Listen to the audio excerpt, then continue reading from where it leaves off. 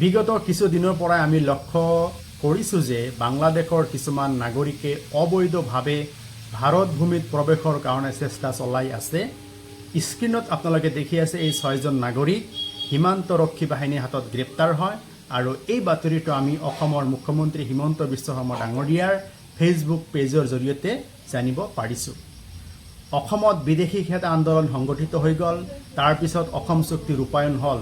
অসম চুক্তি ৰূপায়ণ হোৱাৰ পিছৰ পৰা অসমত প্ৰফুল্ল কুমাৰ মহন্ত নেতৃত্বাধীন AJP চৰকাৰ, তৰুণ গগৈ নেতৃত্বাধীন কংগ্ৰেছ চৰকাৰ, সৰ্বানন্দ সোণোৱাল নেতৃত্বাধীন BJP চৰকাৰ, বৰ্তমান অসম হিমন্ত বিশ্ব শৰ্মা ডাঙৰীয়াৰ নেতৃত্বত BJP চৰকাৰ চলি আছে। ইমানবোৰ চৰকাৰ চলি থকাৰ পিছতো কিয় বাংলাদেশৰ পৰা নাগৰিকসকলে অবৈধভাৱে ভাৰত ভূমিত প্ৰৱেশৰ সুবিধা পাই আছে?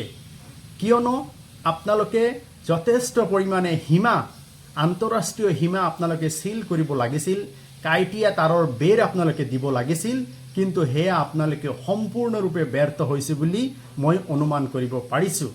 আৰু ভাৰত বাংলা সীমান্তত যথেষ্ট পৰিমাণৰ BSF সীমান্তৰক্ষী বাহিনী তাতে নিয়োজিত কৰিব লাগিছিল, কিন্তু আপোনালোকে নিয়োজিত কৰিব পৰা নাই, যাৰ বাবে বাংলাদেশী নাগৰিকসকলে অবৈধভাৱে ভাৰত ভূমিত প্ৰৱেশৰ কাৰণে চেষ্টা চলাই আছে।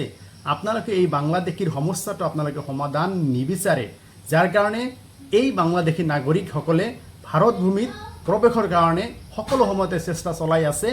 কাৰণ ভাৰত চৰকাৰৰ কিছুমান অজ্ঞতা আৰু কিছুমান আচলতে দায়িত্ব জ্ঞানহীন কৰ্মকাণ্ডৰ বাবেই এই বাংলাদেশী নাগৰিকসকলে ভাৰত ভূমিত সোমাবৰ কাৰণে সুযোগ পাই আছে। চৰকাৰলৈ অনুৰোধ, আপোনালোকে এই বাংলাদেশী সমস্যাটো লৈ আৰু বেছি ৰাজনীতি কৰিব নালাগে। আপোনালোকে সমস্যাটোৰ সমাধান কৰিব লাগে। আন্তঃৰাষ্ট্ৰীয় সীমা কাঁইটীয়া তাঁৰৰ বেৰেৰে ভালকৈ আপোনালোকে এই ফেন্সিঙৰ ব্যৱস্থা কৰিব লাগে আৰু সীমান্তত যথেষ্ট পৰিমাণে সীমান্তৰক্ষী বাহিনী অথবা BSF আপোনালোকে নিয়োজিত কৰিব লাগে, যাতে বাংলাদেশী কোনো নাগৰিক নহয়, বাংলাদেশী কোনো চৰাইয়ে ভাৰত ভূমিত যাতে প্ৰৱেশ কৰিব নোৱাৰে। ইয়াৰ ব্যৱস্থা ভাৰত চৰকাৰ, অসম চৰকাৰে বৰ্তমানেই লোৱা উচিত আৰু এই সমস্যাটো চিৰদিনৰ বাবে সমাধান কৰিবলৈ ভাৰত তথা অসম চৰকাৰলৈ আমি আহ্বান জনাইছোঁ। ধন্যবাদ। জয় আই অসম।